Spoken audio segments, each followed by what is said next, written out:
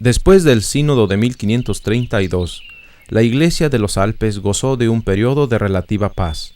Era un tiempo de gran prosperidad espiritual, pero este nuevo celo revivió la malicia de sus perseguidores.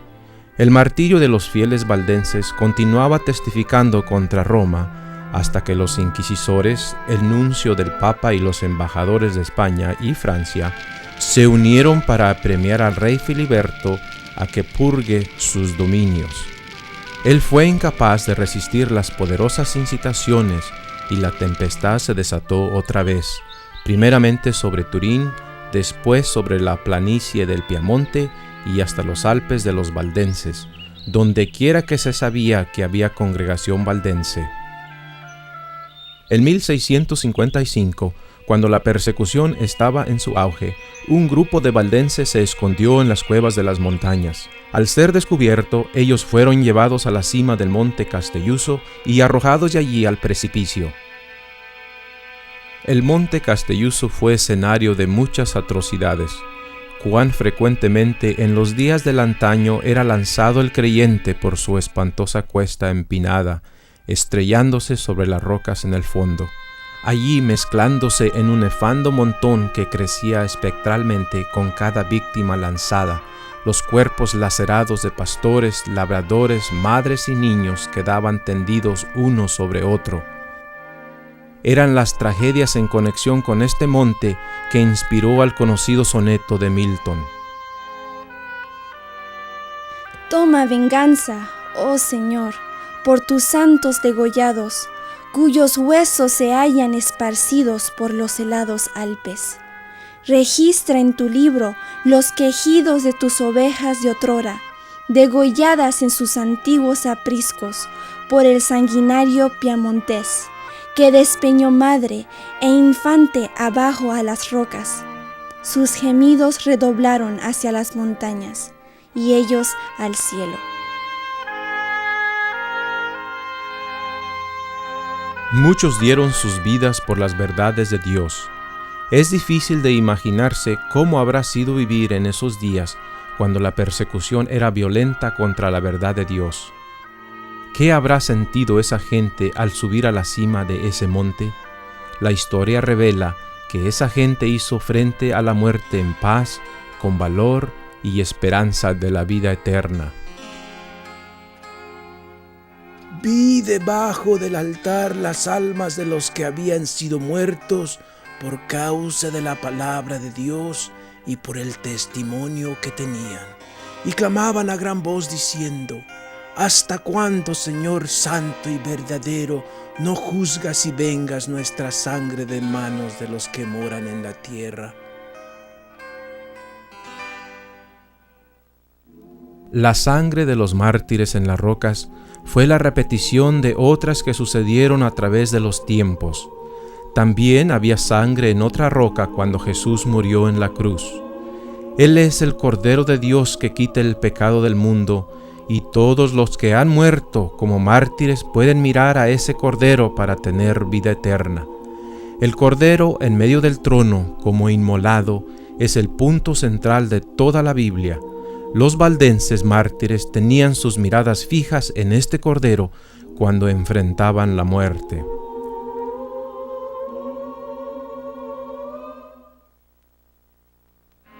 Según los registros de Dios, el año de 1685 fue registrado con infamia. El rey Luis XIV se acercaba a la muerte. Su vida había sido llena de pecados y corrupciones. Para apaciguar su conciencia, él preguntó a su confesor católico: ¿qué buena obra podría hacer para expiar sus muchos pecados? La respuesta estaba en la punta de la lengua. Él debía extirpar el protestantismo de Francia. Luis XIV hizo como se le ordenó. Se inclinó ante la raída corona del sacerdote y papa de Roma. Buscó un compañero para la sangrienta guerra del exterminio del protestantismo en Francia. Luis XIV envió un embajador al duque de Saboya con el pedido de que hiciera con los valdenses como él estaba haciendo con los hugonotes. El duque de Saboya, Víctor Amadeo, era joven y humanitario de naturaleza. Respetando a los valdenses y a la lealtad que le tenían, él ignoró el pedido del rey de Francia. Entonces Luis XIV escribió al duque de Saboya amenazándole que él mismo lo haría con un ejército de 14,000 hombres y que tomaría para sí los valles por su sacrificio. Eso era mucho. Inmediatamente se convino a hacer un tratado entre el duque y el rey francés, en el cual Luis XIV le ofreció una fuerza armada para que el duque obligara a los valdenses a tornarse servidores de Roma, bajo pena de exterminación. En 31 de enero 1686, el siguiente edicto fue proclamado en el valle. Los valdenses deberán de aquí en adelante cesar y descontinuar para siempre todas las prácticas de su religión. Se les prohíbe realizar reuniones religiosas, bajo pena de muerte y bajo sanción de confiscación de todos sus bienes. Todos sus anteriores privilegios quedan abolidos. Todas sus iglesias, casas de oración y otros edificios consagrados a la adoración serán arrasados por el suelo. A todos los pastores y maestros de escuela del valle se les manda que abracen el romanismo o que dejen el país dentro de 15 días, bajo pena de muerte y confiscación de bienes. Todos los niños de padres protestantes, nacidos o por nacer, serán obligatoriamente educados como católicos romanos. Todo niño que nazca será traído a la semana después de nacer a la curia de la parroquia y admitido en la Iglesia Católica Romana bajo pena de azotársele públicamente con vara a la madre y forzársele a 5 años de trabajo en las galeras al padre.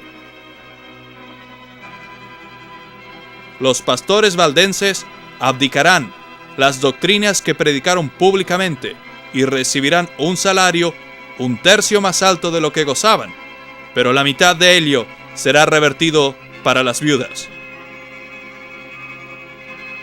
A todos los protestantes extranjeros radicados en Piamonte se les ordena que se conviertan en católicos romanos o salgan del país dentro de 15 días. Por un acto especial de su grande y paternal clemencia, el soberano permitirá que vendan en este intervalo las propiedades que hayan adquirido en el Piamonte, siempre que la venta sea hecha a un comprador católico. Esta era una guerra a punta de lanza. A mesa o a norte, ve a la misa o a la muerte. Los víctimas enviaron sus humildes súplicas de misericordia a Turín por 3 veces, pero no recibieron respuesta.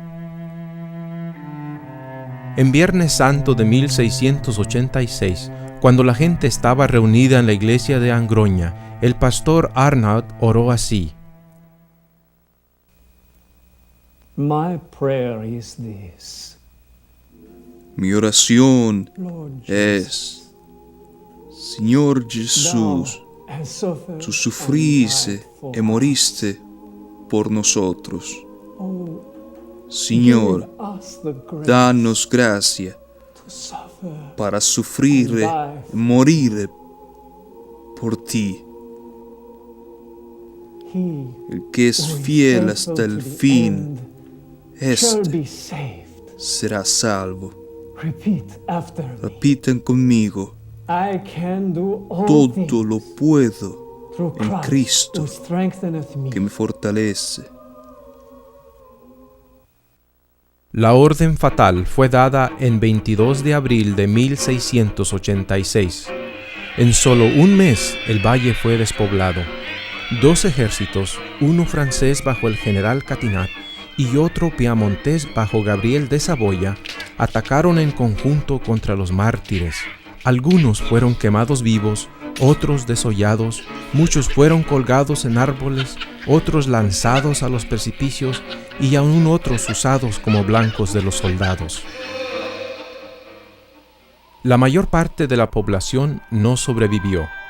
De todos ellos, 42 hombres y pocos niños y mujeres escaparon a las alturas de un monte y otro tanto a otro monte. Vivieron en cuevas y se alimentaron de plantas silvestres y carne de lobos. Los restantes 12 a 13,000 en el valle fueron conducidos como ganado a las prisiones de Turín, una distancia de 48 kilómetros. Más de 1,000 niños fueron arrancados de los brazos de sus madres y dispersados entre conventos o familias católicas. Muchos de los adultos fueron dados al rey Luis XIV para sus galeras en Marsella. Millares murieron en las prisiones de Turín porque se les apiñaba uno sobre otro. Se les alimentaba de pan añejo y agua podrida. Se les hacía dormir sobre ladrillos, suelo duro o paja mojada, comidos por las sabandijas y dejados sin luz toda la noche, aun cuando sus enfermos estaban muriéndose. El sol les tostaba en verano y el frío les congelaba en el invierno. Y los sacerdotes y monjas se les acercaban por todos los medios infames para convertirles. Al fin salió una orden lograda por las súplicas de los fieles suizos para poner en libertad a los sobrevivientes y enviárseles al otro lado de las montañas, a un refugio en Suiza. Después de un sufrimiento indescriptible, los sobrevivientes valdenses fueron soltados para que trepasen las montañas hacia Suiza en pleno invierno. Cualquier cosa era mejor que la inmundicia y enfermedad que sufrieron en Turín.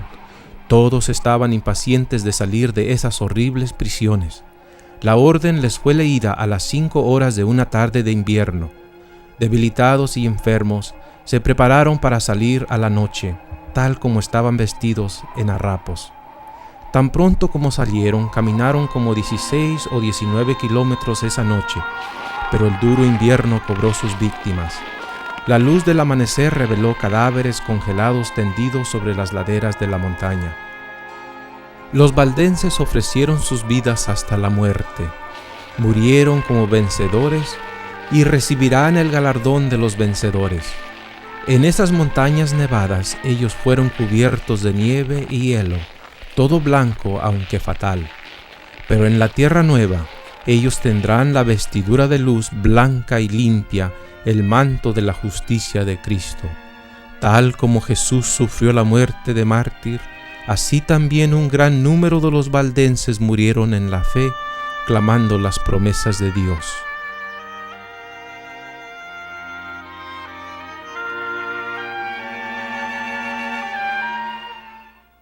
Cientos de ellos murieron debido a la exposición a temperaturas bajísimas, pobremente vestidos y en condiciones debilitadas. 3,000 de ellos llegaron a Suiza, pero eran como esqueletos andantes, cansados, con ampollas en los pies y hambrientos. Fueron recibidos piadosamente, con amor, admiración y generosidad. Inmediatamente recibieron zapatos y ropas abrigadas para protegerse del frío. Fueron llevados gozosamente a las casas de sus amigos. Los valdenses sobrevivientes estaban agradecidos por su liberación, pero también apenados por estar desterrados de su propia tierra.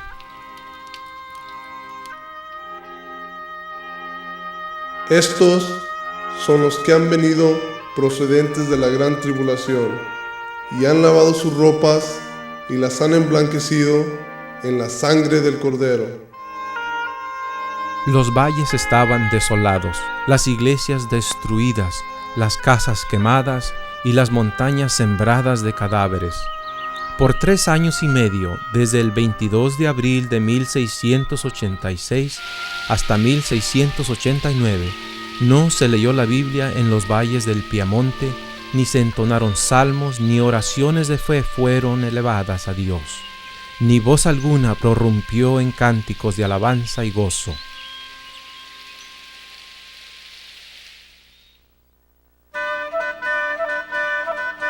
Una historia emotiva de dedicación y valor se vivió con el glorioso retorno de los valdenses a su tierra, el Valle del Piamonte.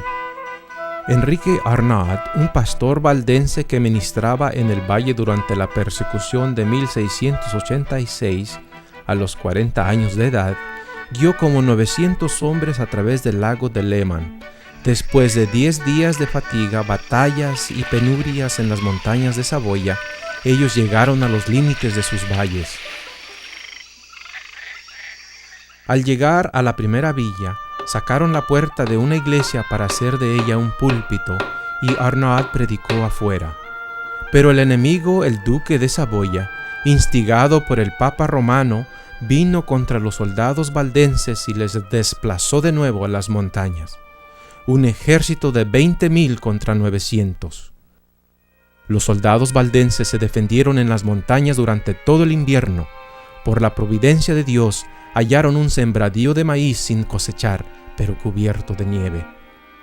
La neblina, el viento, la lluvia y la nieve estuvieron a favor de ellos. Parece que estos estaban al mando de ellos, según dijo un oficial del enemigo. Por meses resistieron los ataques del enemigo, abandonando sus barricadas, luchando a poquitos y al final desplazados a la cima de la Valsiglia, parecían sin esperanza. De allí, dirigidos por uno de sus capitanes y frecuentemente ocultados de sus enemigos por una neblina, escaparon por el borde de un precipicio. Finalmente se formó una coalición entre Alemania, Gran Bretaña, Holanda y España para refrenar la ambición de Francia. Se le escogió 3 días para que Víctor Amadeo escogiera de cuál lado quería estar, de parte de los aliados o del rey de Francia. Amadeo escogió unirse a la coalición y por tanto romper con Luis XIV. En este caso, ¿a quién daría la bienvenida a los Alpes sino a los valdenses, un pueblo que había sido leal a su reino? Dispuestos a ampararse al lado del trono de su príncipe, y puesto que la mano perseguidora fue retirada, los valdenses aceptaron la oferta de paz. Sus villas y tierras les fueron restaurados. Sus iglesias fueron reabiertas para que adorasen los protestantes. Sus hermanos que todavía estaban prisioneros en Turín fueron libertados. Sus paisanos residentes en Alemania recibieron pasaportes para volver a sus casas.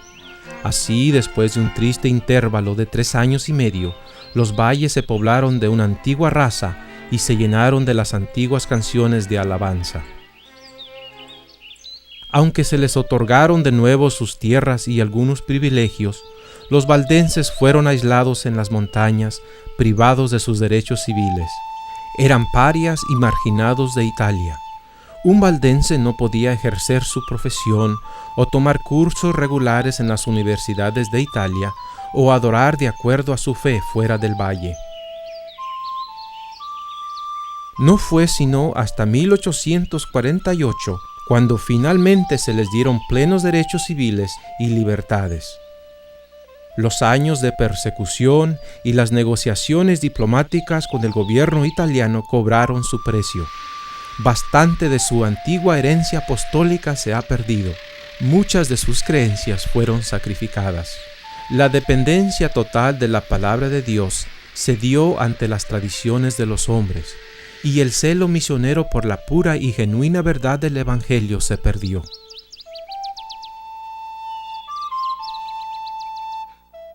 Los valdenses se involucraron en el surgimiento del ecumenismo que cundió por toda Italia y varios otros lugares de Europa a mediados del siglo XVIII. Justo cuando ocurría la celebración de unanimidad espontánea y del amor fraternal, todo el mundo vivía un despertar por la segunda venida de Cristo y un interés por los 10 mandamientos, especialmente el cuarto, el reposo del 7º día. Mientras el remanente de los valdenses deponía lo mejor que tenía, sacrificando la antigua fe de los apóstoles, Dios estaba levantando otro pueblo. Por medio del despertar del movimiento adventista, muchos se estaban uniendo para proclamar la segunda venida de Cristo y para continuar la ininterrumpida práctica del reposo, guardando el reposo del 7º día y honrando todos los mandamientos.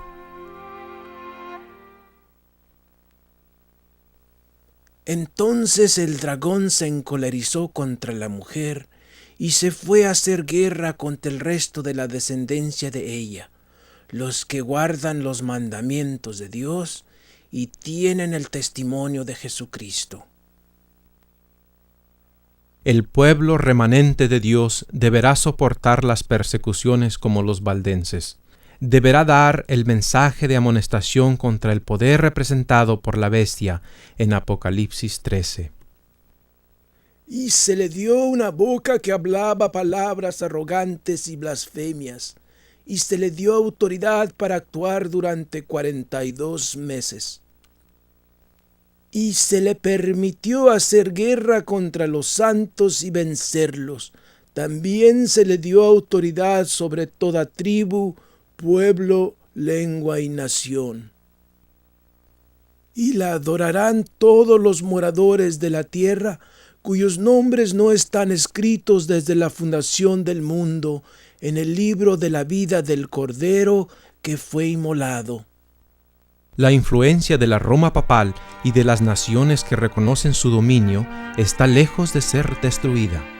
La profecía señala la restauración de su poder. Podemos ver cumpliéndose esto en la caída del comunismo soviético y en el resurgimiento de la dominación católica bajo el Papa Juan Pablo II. Los países bálticos, Polonia y Ucrania han roto con el yugo del comunismo y están volviendo a las enseñanzas de la Roma papal.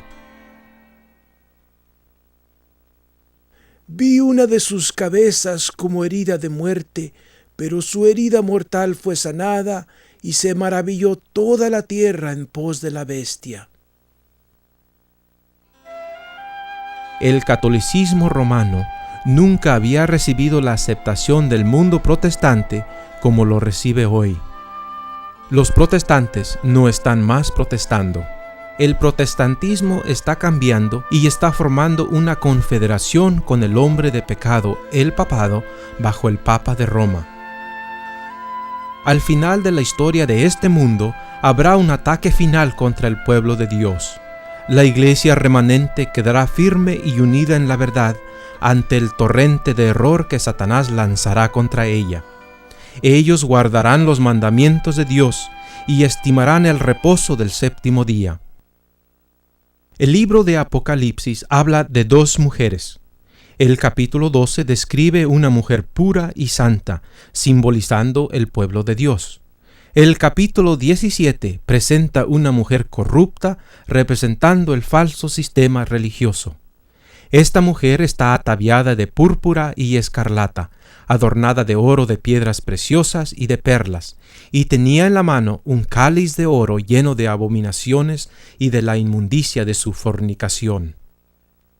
A ningún otro poder puede verdaderamente llamarse ebria de la sangre de los santos, sino al poder que tan cruelmente persiguió a los seguidores de Cristo.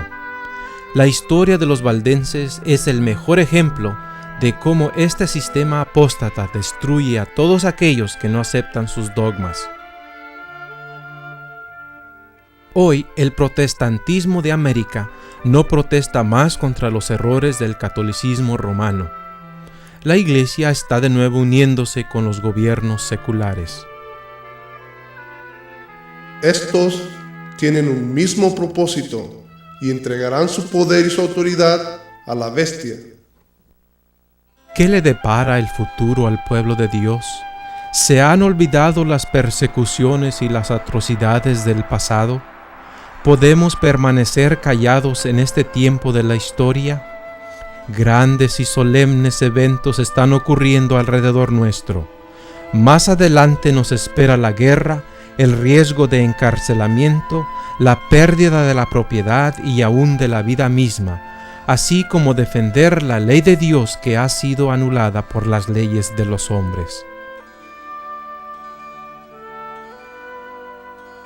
Las persecuciones sobrevinieron por varios siglos sobre este pueblo piadoso, las cuales fueron soportadas con paciencia y constancia, haciendo honor a su Redentor.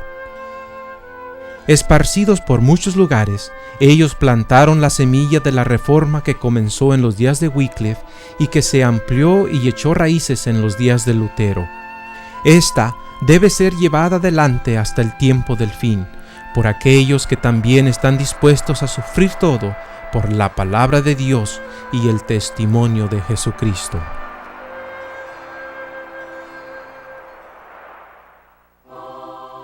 He aquí, yo vengo pronto, y mi galardón conmigo, para recompensar a cada uno según sea su obra. Yo soy el Alfa y la Omega, el principio y el fin, el primero y el último. Bienaventurados los que guardan sus mandamientos, para poder tener acceso al árbol de la vida y para entrar por las puertas en la ciudad.